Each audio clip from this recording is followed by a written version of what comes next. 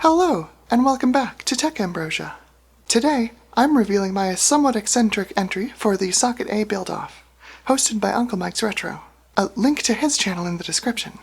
Socket A has a very special place in my heart. My first real gaming PC, built with all new parts and a focus on premium performance, utilized this platform back in 2003. My attempts to recreate it for this build-off almost 20 years later were less than successful, but what I've put together here I'm pretty proud of, and I feel like its performance is pretty representative of a top-end Athlon system from the era.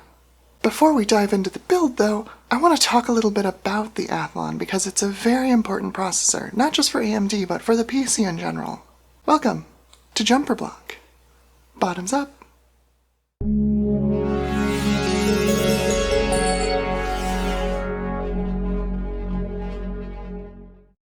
Our story starts in 1997 with the launch of AMD's K6 CPU. This chip was AMD's first major commercial success, with IBM choosing it over the Intel Celeron for their family-friendly Aptiva line of home computers.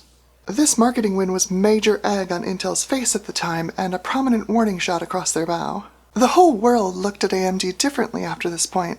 They'd become a serious semiconductor manufacturing company. Despite the success of the K6, AMD knew there were two major issues with the processor that they'd need to address in their follow-up architecture. Firstly, and most importantly to gamers of the time, was the floating point unit on the K6, while competent, wasn't brilliant, and generally performed at about 1/2 to 2/3 the speed of an equivalent Pentium II of the time. Secondly, and probably most vexing to AMD at the time, was the K6's reliance on Intel's Socket 7 platform for both physical connection to the motherboard as well as electrical interconnect.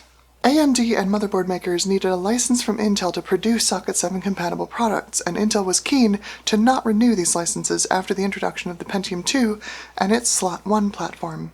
So AMD needed a faster CPU architecture and a unique system platform they could call their own. Intel didn't think they had it in them. Intel was wrong. AMD had proven, with the acquisition of the next-gen CPU team and subsequent repackaging of the NX686 CPU as the K6, that they weren't above acquiring outside talent if it got them what they needed, and development of the successor to the K6, aptly codenamed K7, was no exception. The really pivotal moment in K7's development happened in 1998 when Digital Equipment Corporation was sold to Compaq, and as a result, development of DEC's legendary Alpha CPU line was shut down. AMD once again reached out and scooped up CPU designers and engineers, capturing most of the Alpha's old design team and plugging them directly into the K7 project. That willingness to cross-pollinate paid off, and when K7 launched in late 1999 as the Athlon, it immediately took the crown of fastest x86 CPU in the world, a title it would hold for almost 3 years. If the K6 was a warning shot across Intel's bow, the Athlon was the volley of grape shot aiming right for their sails. The Athlon initially launched in a single-edge connector cartridge format with backside level 2 cache, very similar to the Pentium II and Pentium III Cat-Mi CPUs of the time period. However, AMD very quickly moved it to a socketed form factor with on-die level 2 cache with the Thunderbird core. That socket is obviously Socket A, and that's what we're taking a look at today. But if you're curious where this CPU socket came from, well, remember how I mentioned that AMD bought the next-gen CPU design team in 1996? If you've never seen it before, this is what a next-gen NX586 motherboard looks like. And here's one of my many Socket A motherboards overlaid next to it. Yeah, the DNA is pretty clearly evident. The desktop Socket A Athlons we're talking about today saw 5 CPU families over the years. Thunderbird up to 1.4 GHz, Palomino up to 1.733, Thoroughbred up to 2.25 GHz with 256K level 2 cache, Thornton up to 2.2 GHz and 256K level 2 cache, and finally Barton up to 2.33 GHz with 512K level 2 cache. The system I've assembled represents one of the last of the original Athlons. This is a Barton Core Athlon XP running at 2.2 GHz on a 400 MTS frontside bus with 512K level 2 cache. Barton performed fastest on NVIDIA motherboards. Yes, this was back when NVIDIA was making motherboard chipsets, but all of my N-Force motherboards are non-functional these days. Instead, I'll be running it on a VIA KM400A chipset, found on this HP OEM motherboard. This CPU is circa 2003, as is the GPU I'm running, which is a Radeon 9800 Pro, 128MB. First things first though, this thing's taking up a lot of space on my desk, so let's get it into a slimmer form factor. While I don't have a dedicated case for this build, I did 3D print a vertical mount test bench for this system. This beige prototype works well enough for this build-off, but I will be releasing a more rigid and useful final version in a later video, so make sure you're subscribed. With the system assembled, let's fire it up and play some games from the time period.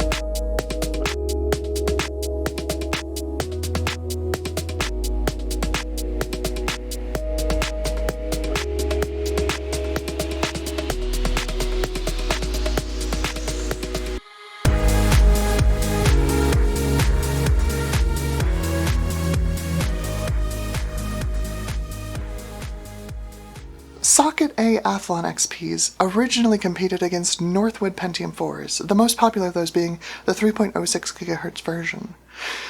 I don't have any Northwood systems, but I do have a Prescott here running at the same speed to test with, so I ran a couple of comparison benchmarks against it. The Pentium 4 annihilates the Athlon in anything that's memory bandwidth dependent, but AMD's low bandwidth, low latency architecture holds its own quite nicely in overall compute performance. Now, I'd be remiss if I didn't talk about overclocking, as one of AMD's signature characteristics back in the K6 and especially K6-2 era was how remarkably overclocking friendly and scalable their CPUs were. Initial versions of the Athlon, especially the Thunderbird core, were no exception, with multiplier unlock mods easy to obtain or create, and the Thunderbird core proving to be quite the apt overclocker. As the CPU progressed, though, and as AMD pushed Athlon closer and closer to the K7's inherent limitations, overclocking headroom started to diminish. There were exceptions, of course, and one of the most notable was the now infamous Athlon XP-M mobile CPU. AMD was doing really well to throw together a unique in-house desktop platform from literally nothing, and despite rising demand for mobile Athlons, they didn't have a dedicated mobile platform at first, or really a mobile strategy at all. All they could do was take their desktop chips and sockets and shoehorn them into laptops. In order to get power draw down into the realm of something somewhat reasonable, they aggressively tested and binned these mobile CPUs, underclocking and undervolting them to save on battery power. They also shipped these CPUs with unlocked multipliers, so that the laptop's power management systems could reduce the CPU's clock speed on the fly to save power. If these characteristics sound to you like the ultimate overclocking CPU, you're not alone. When the enthusiast community caught wind of what AMD was doing to produce the Athlon XP-M, it became the most sought-after version of the Athlon by far. And indeed, that's what I ended up doing back with my system back in 2003. I installed an Athlon XP-M 2400 Plus into my brand new ABIT NF7S 2.0 motherboard and effortlessly overclocked it from 1.8 GHz to 2.4 GHz using a fairly run-of-the-mill air cooler. With a GeForce 6600 GT upgrade in 2005, that system lasted me well into the Windows Vista era. It was phenomenal. Now, with the system I put together here today being a locked desktop CPU on an OEM HP motherboard, you'd think there'd be no possibility of overclocking. But just on the off chance, I downloaded SetFSB and tried it. A few forum searches later found me the correct clock generator for it, and lo and behold, it worked. The best I was able to get on this system was only 2.3 GHz, since I can't adjust the CPU voltage at all, but that's enough to give me 14 more FPS in Quake 3, and improve the 1% lows in Oblivion by nearly 50%, resulting in a much smoother experience. I love Socket A. It's one of my all-time favorite PC platforms. The David vs. Goliath story of AMD at the time is compelling, and the CPUs they produced are incredible performers. Time has not been kind to the platform, though, and these days, getting a Socket A system up and running, let alone into a state of acceptable performance, requires incredible luck, a not insignificant amount of money, or some serious skills in hardware necromancy. And if you're chasing a performance unicorn, you might need all three. I will definitely be revisiting this platform, as recent donations have found me awash in possibly functional Socket A motherboards, and of course, I have this little beast to try and tame once again. I hope you enjoyed this look at AMD Socket A and the incredible Athlon processors it hosted. My name's Amber, and if you've made it this far into the video, thank you so much. I like to put my calls to action at the end of my videos, because if you're here, it means you like what I'm creating, and that's the kind of community I want to foster with this channel. YouTube locks channel features behind subscriber counts, so if you like what you're seeing from me, and you want to see more, please do click that subscribe button. It really does make a big difference. Also, bonus, you get to see my new videos when they come out, instead of whenever the algorithm decides to percolate them to you. Once again, thank you. This has been Tech Ambrosia's Jumper Block. Signing off.